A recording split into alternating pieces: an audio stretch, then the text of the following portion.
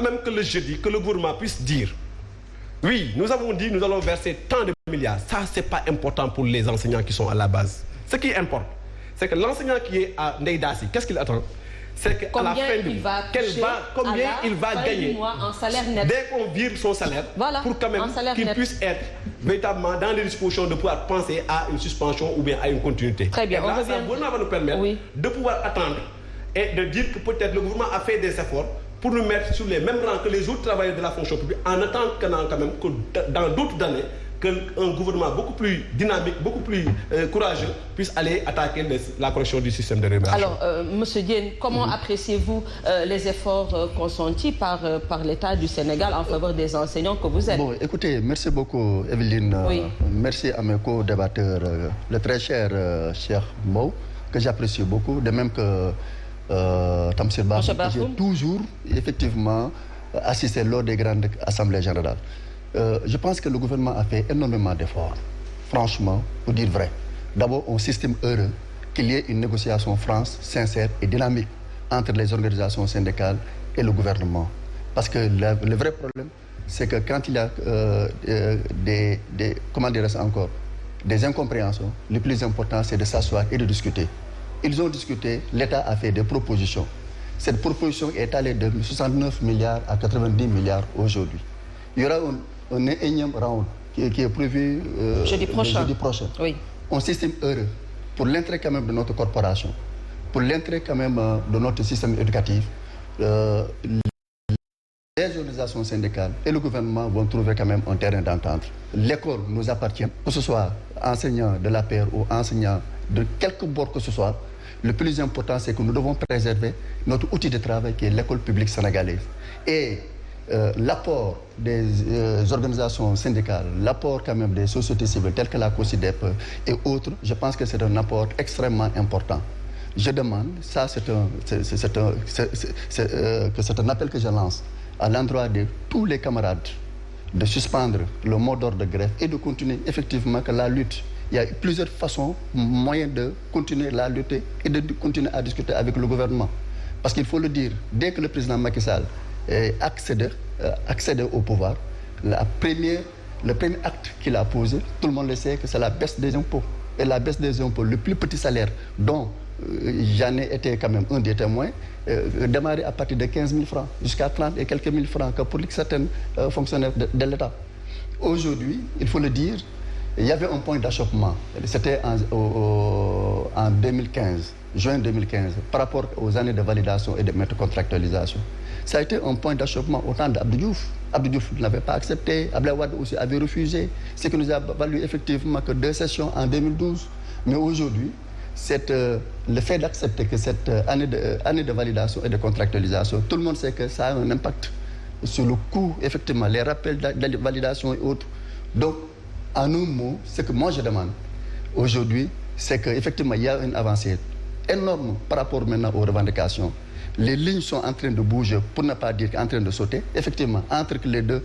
Est-ce que réellement les lignes sont en train de bouger si l'on en croit le développement de M. Bakou? Moi, j'en ai pas du tout l'impression. Peut-être que les lignes du côté du gouvernement bougent, mais je ne pense pas que du côté des syndicats les lignes du côté du gouvernement sont en train de bouger, même au niveau même du côté des syndicats. Oui, mais les négociations, c'est différentes parties. Je suis optimiste. Oui. À la prochaine rencontre. Effectivement, les organisations syndicales à la prochaine rencontre, les organisations syndicales vont lever, vont suspendre quand même le mot d'ordre de grève. Force est de reconnaître que le gouvernement, franchement, c'est pas parce que je suis enseignant d'abord avant d'être politique. Je suis enseignant et je resterai enseignant. Je suis fier d'être aussi un enseignant. Mais force est de reconnaître, de 2012 à nos jours, effectivement, la lutte syndicale a fait bouger les lignes, mais le gouvernement aussi a fait énormément d'efforts en termes d'intrants scolaires, en termes également aussi de satisfaction quand même des revendications syndicales des enseignants. Alors, Monsieur Bakhoum, je le disais tantôt à M. Diène, les lignes peut-être du côté du gouvernement bougent, mais du côté syndical, on n'en a pas l'impression. Nous, de la presse, on a reçu aujourd'hui quelques PV des assemblées générales du QSEMS et du SAEMS. On a reçu également des audios provenant d'enseignants, de professeurs qui ne sont pas du tout satisfaits des propositions faites par le gouvernement. Et si je prends l'exemple, par exemple, du lycée Léona et du CM de Potou à Louga, les collègues ont déploré, vos collègues ont déploré l'opacité du lexique employé par les acteurs de la négociation, ou plutôt encore la technicité du débat qui ne laisse apparaître aucune lumière aux yeux des autres. Alors que vous aviez dit que vous avez passé toute la journée du dimanche, toute la nuit du dimanche pour restituer ce que vous avez pris de cette rencontre du samedi. Peut-être que ce sont vos explications qui n'ont pas été claires. Parce que si vos collègues enseignants disent qu'il y a une complexité ou bien une technicité du débat, qu'ils ne comprennent pas exactement les propositions du gouvernement, là je ne pense pas qu'ils soient en mesure de vous dire ce qu'il faut faire. Et la raison pour laquelle presque tous vous ont demandé de poursuivre la grève et de prendre le plus tôt possible un nouveau mot d'ordre. Parce qu'ils ne sont pas du tout satisfaits. Et ça, c'est ce que nous avons reçu de différentes assemblées. Madame, moi, ce que je vais vous dire, c'est vous qui avez lu ces PV. Moi, de toute façon, j'ai dit, il y a 56 IF. Nous avons 56 départements. Nous, on considère IF comme étant un département dans le jargon syndical. Tout à fait. J'ai les 56 PV départementaux au moment où je te parle. Et qui vous disent quoi? Mais attendez, j'ai dit, en tant qu'homme de structure, puisque l'exploitation n'a pas été encore faite, je me réserve le devoir, je me garde le devoir d'entendre la synthèse et à partir de ce moment, maintenant, peut-être pour les acteurs qui sont des facilitateurs, on va leur permettre de connaître le niveau d'engagement de la base et leur... Bon, pour ne pas divulguer aucun secret. Et pour les gens qui nous regardent, les gens qui nous regardent également, oui, c'est que je... Non, de toute façon, vous avez lu. Vous avez... Moi, j'ai lu parce que mon travail me permet également de recevoir, de savoir ce qui s'est passé toute la journée lors de vos assemblées générales, de recouper certaines informations et peut-être que également avec les connaissances que nous avons du côté des enseignants, certains nous ont carrément saisis, nous disant leur assentiment par rapport à la restitution qui a été faite par les différents... Non, c'est pas à ce niveau, c'est pas le problème de la restitution. Parce qu'aujourd'hui, moi je le dis devant Dieu, depuis 9 heures, mon téléphone sonnait. Parce qu'il y a des questions sur lesquelles, je l'ai dit, quand le gouvernement dit salaire minimal, augmentation minimale, augmentation maximale, vous savez c'est quoi? C'est que dans chaque corps, le plus petit grade, c'est les 4-1. Parce que avec les professeurs, on commence par les 4e grade, premier échelon. Et le maximum, c'est les exceptionnels. Mais les gens ont fait les simulations. Mais quand tu fais une simulation, par exemple pour un PS3-2, mais tu n'es pas dans la fourchette indiquée. Tu es en dehors de la limite inférieure de cet intervalle.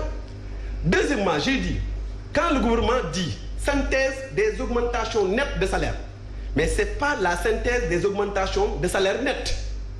Attention, il y a quiproquo. Et c'est à ce niveau que le gouvernement, c'est à ce niveau. Aujourd'hui, je vais vous laisser ces bulletins pour que quand même vous demandez au directeur. Parce que le problème, quand on dit c'est-à-dire c'est pas précis, c'est parce qu'il y a la question, est-ce que c'est le brut que le gouvernement a dégagé ou bien c'est le net en vérité?